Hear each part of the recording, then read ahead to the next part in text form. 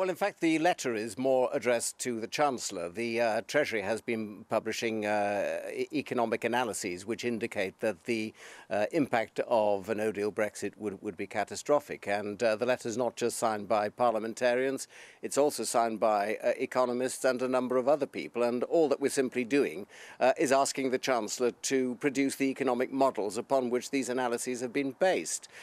Because we're seeing other analyses, such as one referred to in the papers today from Open Europe, which indicates that although a no-deal Brexit would not be ideal, the impact upon the economy would be very mild. They're talking about 0.17% of GDP.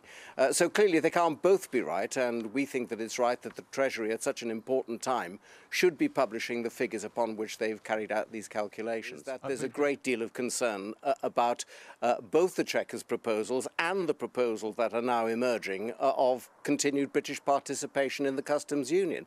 And this is not just David Davis and other members of the Conservative Party. We're seeing similar objections, crucially, from the DUP, who say that in no circumstances but must Northern Ireland be treated differently from the rest of the UK.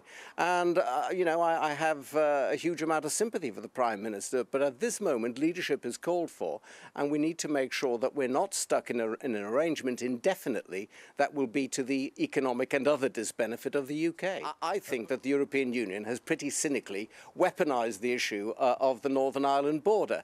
And crucially, from the Prime Minister's point of view, she depends upon the votes of the 10 DUP members of Parliament. And it's quite clear that if Northern Ireland is going to be treated separately from the rest of the UK, that she will lose the support of those MPs.